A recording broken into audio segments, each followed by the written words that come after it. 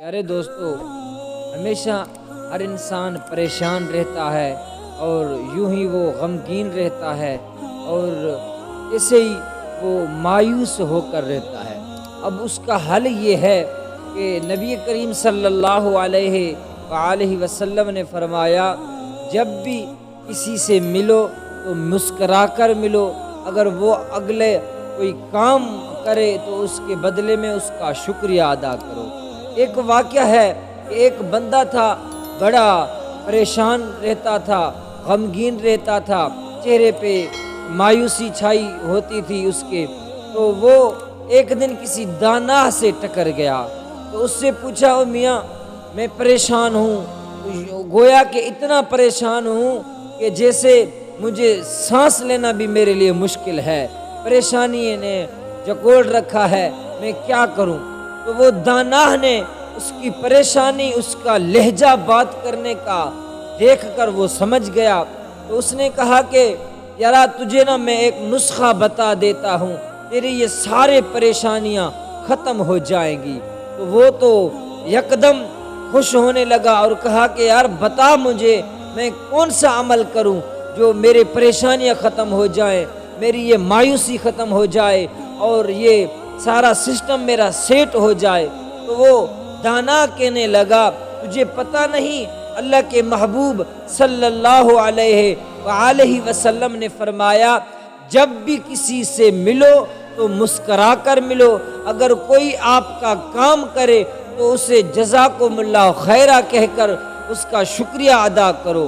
तो वो यूं ही दाना का बात सुनकर अपने घर चला गया। जब घर के दरवाजे पर पहुंचा तो दोस्तान मोहतरम उसकी बीवी ने दरवाज़ा खोला तो उसको जो वो दाना की बात याद आ गई। तो वो मुस्करा कर कहने लगा, जज़ाकुमुल्लाह खैरा। हालांकि वो तो घर वालों से बात भी कम करता था, मुस्कराता नहीं था, हमेशा उसके चेहरे में परेशानी सजाई होती थी। तो बीवी ने ये देखा कि मेरे खावंद ने आज मुझसे मुस्करा कर बात की, तो वो गिर पड़ी। तो कुछ लम्हे के बाद उस खावंद ने पूछा कि तुझे क्या कोई झटका आ गया, कोई चक्कर आ गया जो तू गिर पड़ी ज़मीन पर।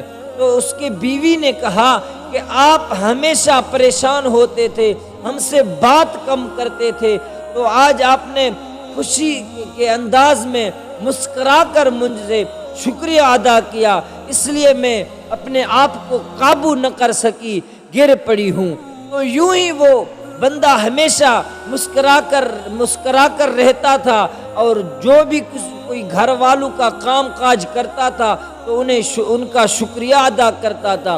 इसी तरह अल्लाह के नबी सल्लल्लाहु अलैहि वसल्लम के एक सुन्नत पर अमल करने से मेरे प्यारे दोस्तों उस बंदे की परेशानियां ख़त्म हो गई और उसका घर सेटअप हो गया और वो खुश व खरम होने लगे। आपसे भी गुजारिश है, अल्लाह रब्बुल आलमीन से दुआ है, हम सबको यही अल्लाह के हबीब के सुन्नत पर अमल करने की तौफीक फरमाए। जब भी किसी से मिलें तो उनसे मुस्करा कर मिलें और कोई काम हो और उसका काम करें तो उनका शुक्रिया अदा करें।